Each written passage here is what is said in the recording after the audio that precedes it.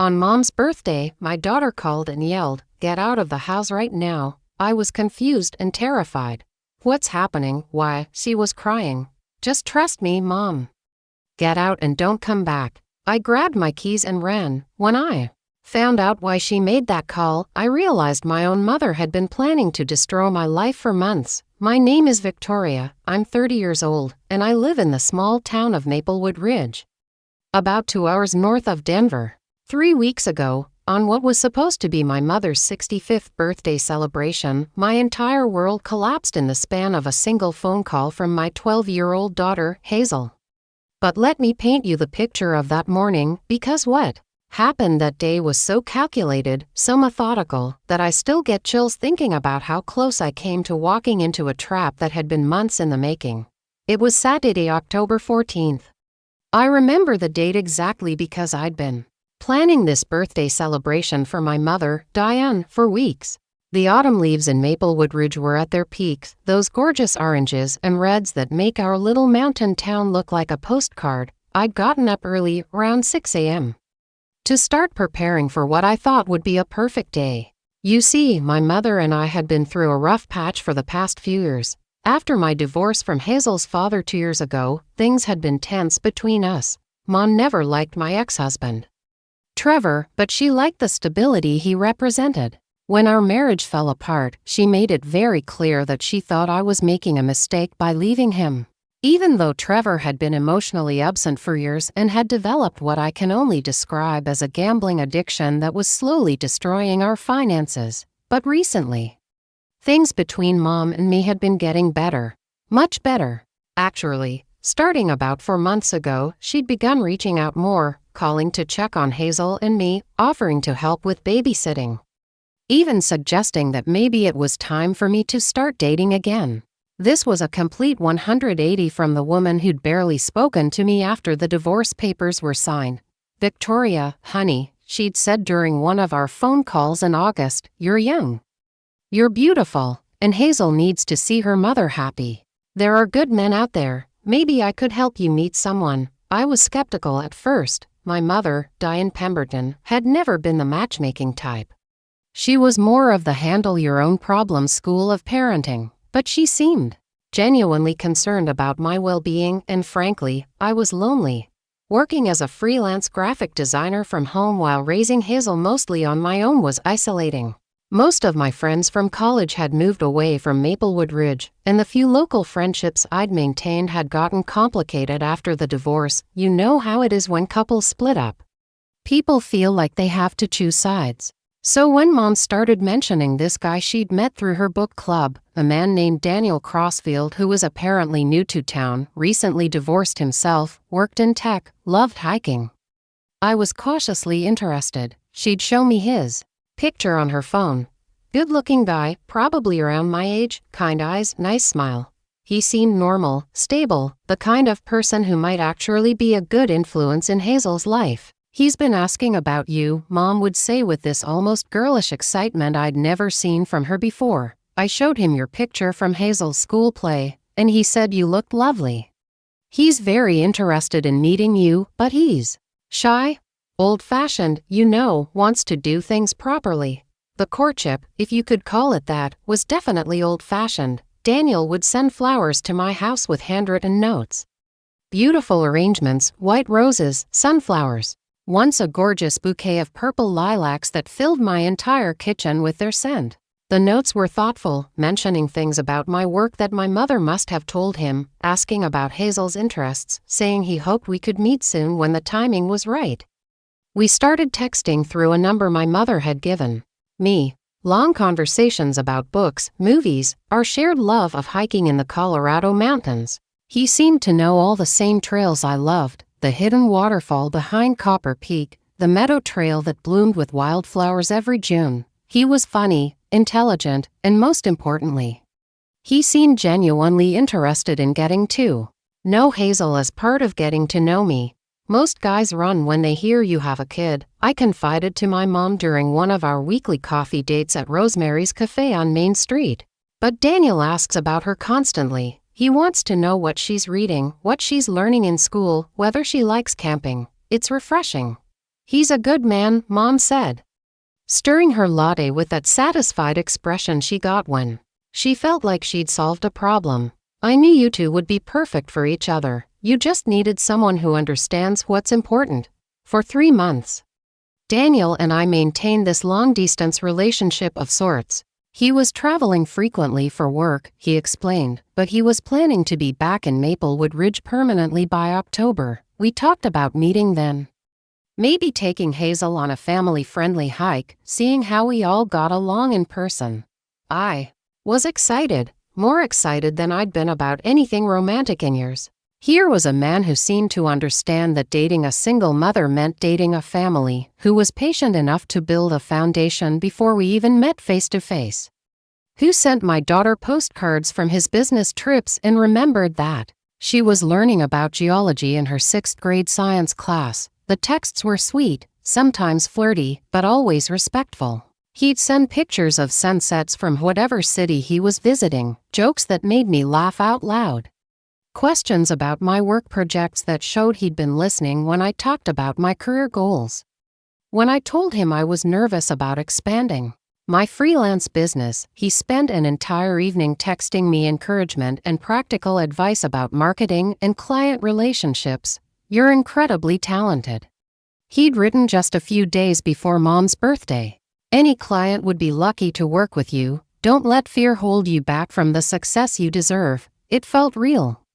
It felt like the beginning of something that could change my life in the best possible way. So, when Mom suggested that October 14th would be the perfect day for Daniel and me to finally meet, her birthday celebration, a casual gathering at her house where he could meet the family in a low-pressure environment, I was all for it. She'd invited my Aunt Ruth, my cousin Jamie, and a few of her longtime friends from the book club. It would be relaxed, friendly.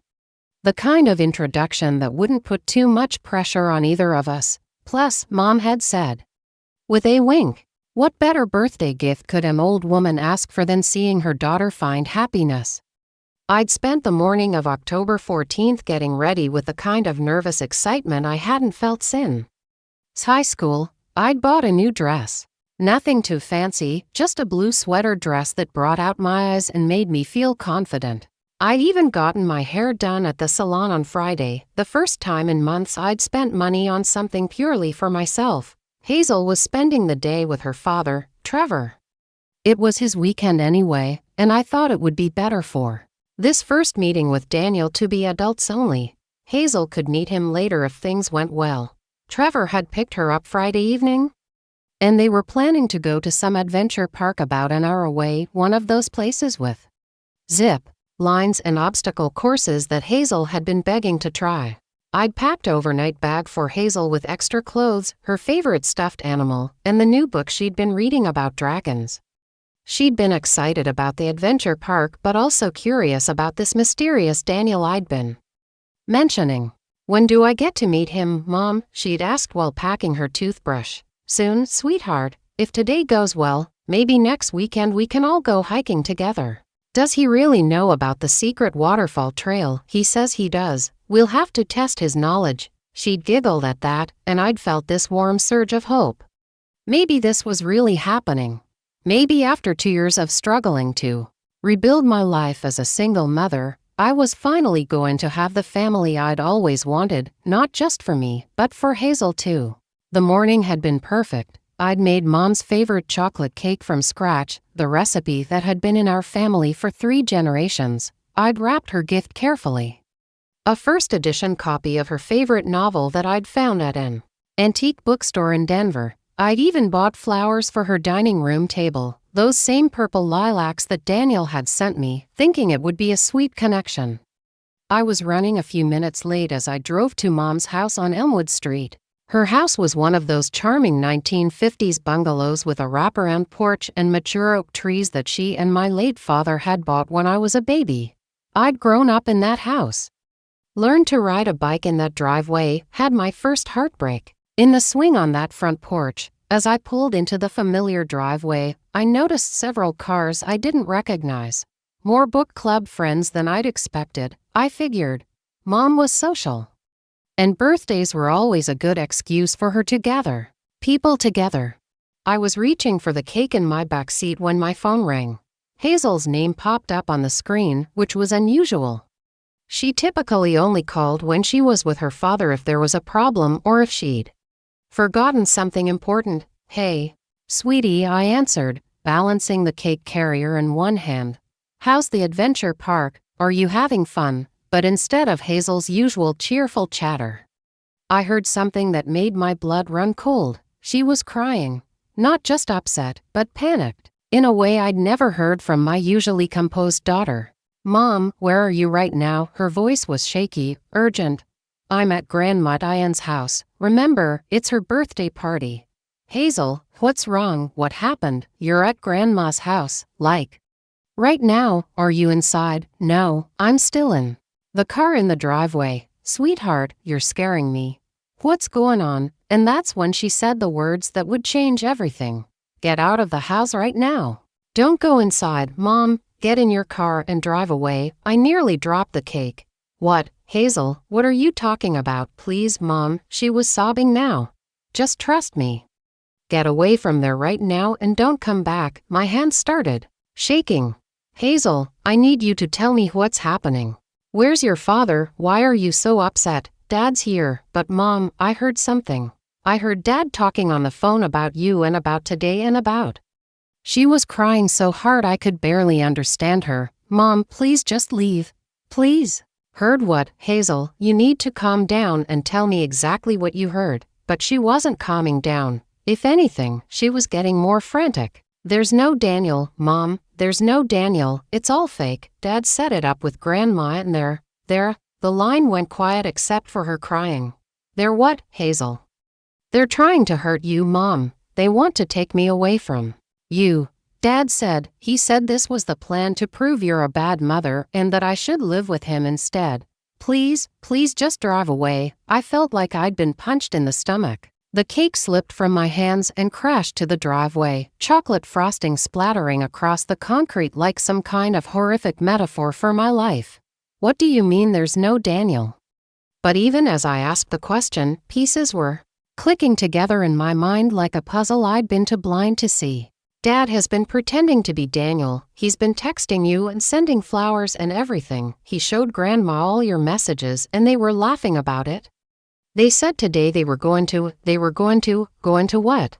They have cameras hidden in Grandma's house, and they were going to record you doing something bad or saying something bad or I don't know it." I was reaching for the cake in my back seat when my phone rang.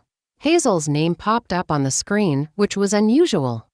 She typically only called when she was with her father if there was a problem or if she'd forgotten something important. "Hey, sweetie," I answered, balancing the cake carrier in one hand. "How's the adventure park? Are you having fun?" But instead of Hazel's usual cheerful chatter, I heard something that made my blood run cold. She was crying. Not just upset, but panicked, in a way I'd never heard from my usually composed daughter. "Mom, where are you right now?" Her voice was shaky, urgent. "I'm at Grandma Diane's house. Remember, it's her birthday party." "Hazel, what's wrong? What happened?" "You're at Grandma's house, like right now." "Are you inside?" "No, I'm still in the car in the driveway." "Sweetheart, you're scaring me. What's going on?" And that's when she said the words that would change everything. "Get out of the house right now. Don't go inside." "Mom, get in your car and drive away." I nearly dropped the cake. "What, Hazel, what are you talking about?" "Please, Mom," she was sobbing now. "Just trust me. Get away from there right now and don't come back." My hand started shaking. "Hazel, I need you to tell me what's happening. Where's your father? Why are you so upset?" "Dad's here." "But Mom, I heard something. I heard Dad talking on the phone about you and about today and about."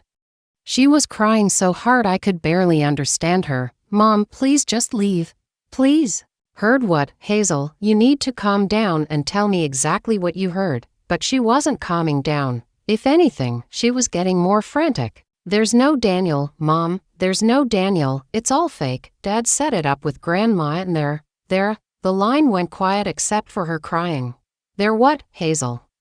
"They're trying to hurt you, Mom. They want to take me away from you. Dad said, he said this was the plan to prove you're a bad mother and that I should live with him instead. Please, please just drive away. I felt like I'd been punched in the stomach. The cake slipped from my hands and crashed to the driveway, chocolate frosting splattering across the concrete like some kind of horrific metaphor for my life. What do you mean there's no Daniel? But even as I asked the question, pieces were clicking together in my mind like a puzzle I'd been too blind to see.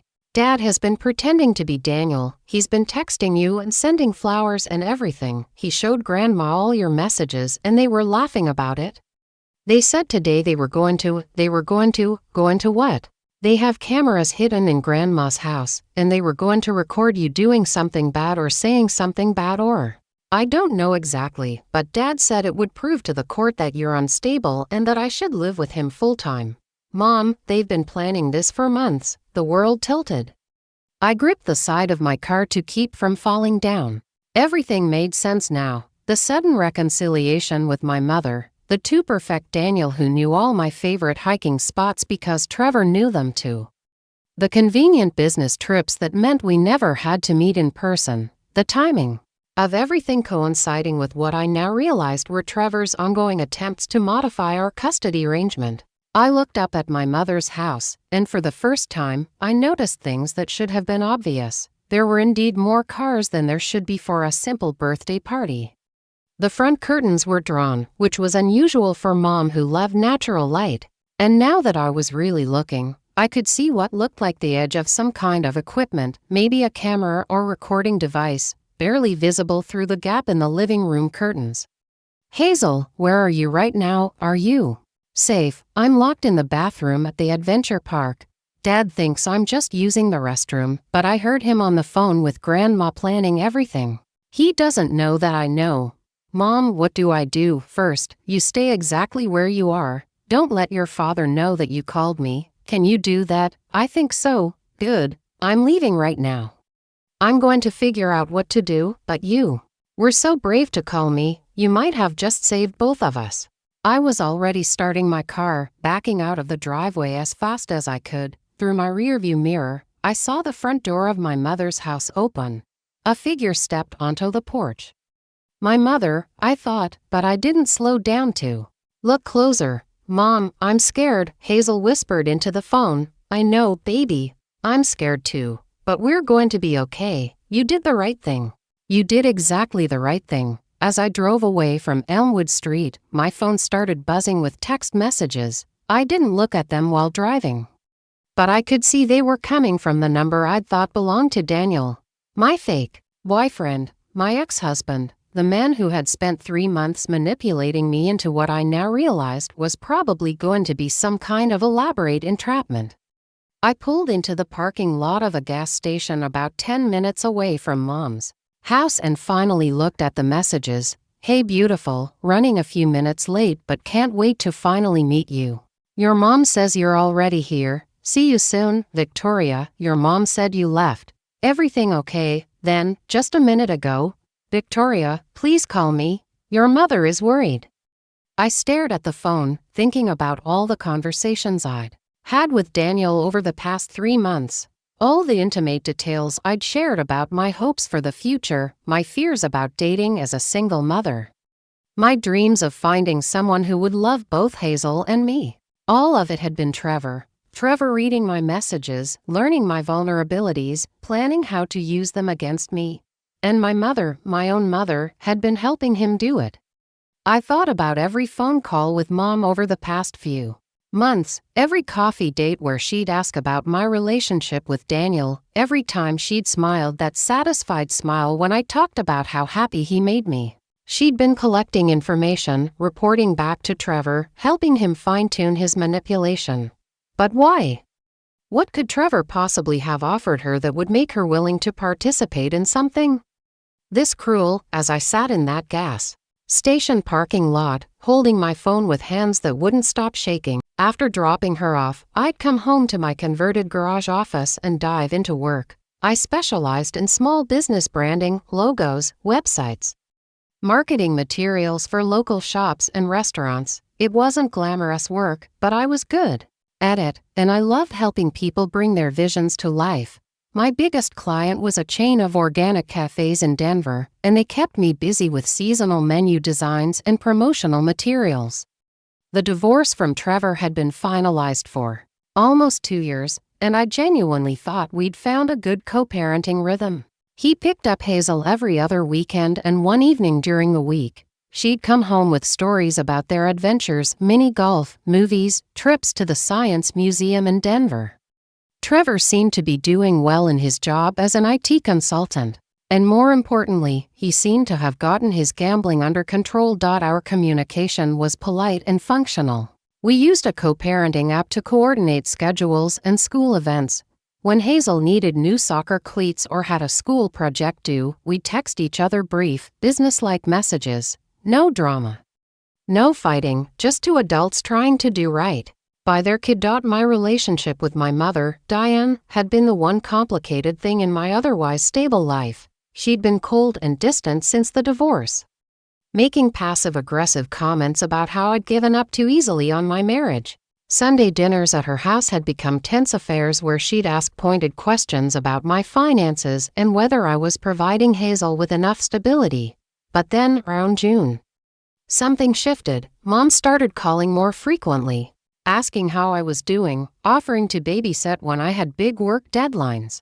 She even suggested we start having weekly coffee dates at Rosemary's Cafe, something we hadn't done since I was in college.